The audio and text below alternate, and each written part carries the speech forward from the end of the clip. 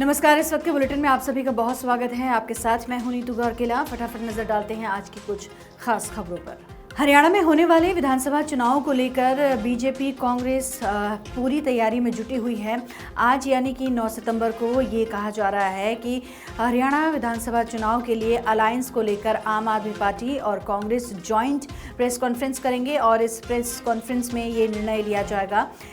ये बताया जाएगा कि हरियाणा में अलायंस आम आदमी पार्टी और कांग्रेस का होगा या नहीं होगा। हालांकि इससे पहले कांग्रेस ने 5 सीटें ऑफर की हैं आम आदमी पार्टी को।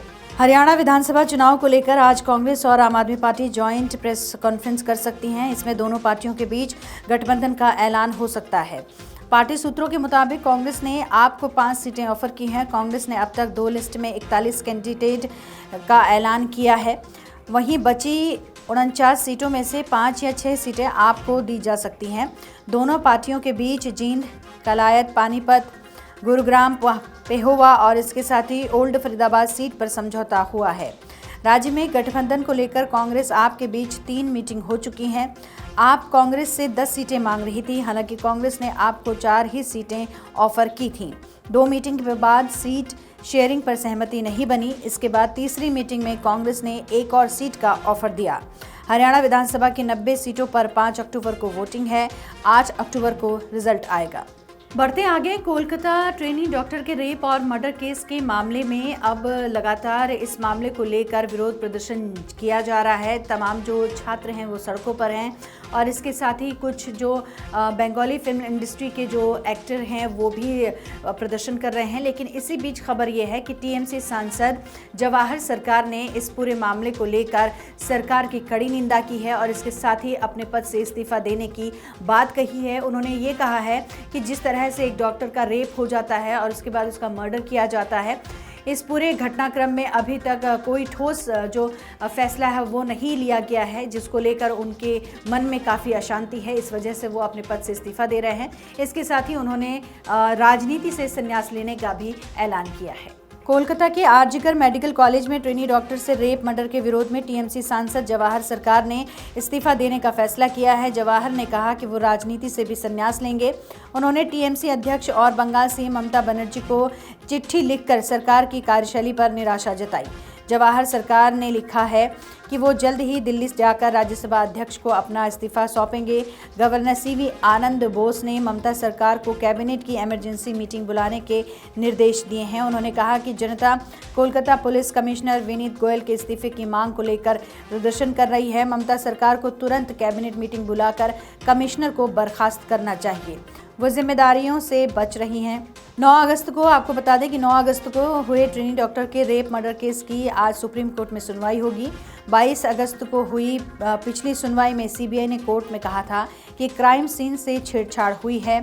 इस पर जस्टिस जेबी पादरीवाला ने कहा कि कोलकाता पुलिस की भूमिका पर संदेह है। जांच में ऐसी लापरवाही अपने 30 साल के करियर में नहीं देखी। बढ़ते आगे, भारत में भी मंकी पॉक्स बीमारी तेजी के साथ बढ़ रही है और इसके जो लक्षण हैं वो बेहद ही खतरनाक हैं। WHO ने भी एक गाइडलाइन जारी की थी कि अगर ये सिम्टम्स हैं तो आपको भी तुरंत डॉक्टर के पास जाना चाहिए। आपको बता दें कि विदेश से लौट रहे एक शख्स में इस मंकी पॉक्स के सिम्टम्स पाए गए हैं, जिसे कि एक अस्पताल में आइसोलेशन के लिए रखा गया है। हेल्थ मिनिस्ट्री के मुताबिक विदेश से लौट रहे एक व्यक्ति में मंकी पॉक्स के लक्षण मिले हैं। उसे एक अस्पताल में आइसोलेशन वार्ड में रखा गया है। उसकी हालत स्थिर है।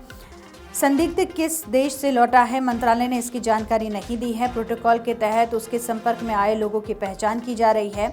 दरअसल 14 अगस्त को WHO ने मंकी पॉक्स को ग्लोबल हेल्थ इमरजेंसी घोषित किया था। इसके बाद भारत में संक्रमण का पहला संदिग्ध मिला है। ये 2 साल में दूसरी बार है जब WHO ने मंकी पॉक्स को हेल्थ इमरजेंसी घोषित किया है। WHO की रिपोर्ट के मुताबिक मंकी पॉक्स की शुरुआत अफ्रीकी देश कांगो से हुई थी। अफ्रीका के 10 देश इसकी चपेट में हैं। WHO इसलिए भी चिंतित है क्योंकि मंकी पॉक्स के अलग अलग आउटब्रेक में मृत्यु दर अलग अलग देखी गई है। कई बार तो ये 10% से भी अधिक रही है। बढ़ते हैं आगे, अब बात करेंगे मौसम की। दिल्ली NCR में पिछले कुछ दिनों से लगातार बारिश हो रही है। दोपहर में बादल छाए रहते हैं, लेकिन शाम होते होते मेघ बरसने शुरू हो जाते हैं। अगर आज की बात करें यानी कि 9 सितंबर की, तो मौसम विभाग ने यह अनुमान जताया है कि दिल्ली एनसीआर में आज भी हल्की फुल्की बारिश होगी और इस बारिश के बाद दिल्ली एनसीआर में मौसम सुहाना रहेगा। दिल्ली एनसीआर में आज भी हल्की से मध्यम बारिश के कारण मौसम सुहाना बना रहेगा। दिल्ली में अधिकतम तापमान 34 डिग्री और न्यूनतम तापमान 25 डिग्री सेल्सियस के आसपास रहेगा। मौसम विभाग ने देश के दूसरे हिस्सों में भी बारिश की संभावना जताई है। बात करें उत्तर प्रदेश की, तो उत्तर प्रदेश में भारी बारिश हो सकती है। राजस्थान में कई जगहों पर मूसलाधार बारिश हो सकती है। मुंबई और उसके आसपास के इलाकों में भारी बारिश का अलर्ट है। वहीं कर्नाटक और आंध्र प्रदेश में भी मूसलाधार बारिश हो सकती है। हिमाचल प्रदेश और उत्तराखंड में बारिश के साथ साथ लैंडस्लाइड का खतरा भी है। उत्तर प्रदेश में आज कुछ जगहों पर बारिश की संभावना है। मौसम विभाग के अनुसार 10 सितंबर को पश्चिमी यूपी में कुछ जगहों पर और पूर्वी यूपी में कई जगहों पर बादल गरजेंगे और बारिश होगी। पूर्वी उत्तर प्रदेश में कुछ स्थानों पर भारी बारिश हो सकती है। 11 और 12 सितंबर को भी दिल्ली एनसीआर के कुछ इलाकों में बारिश होने की संभावना मौसम विभाग ने जताई है।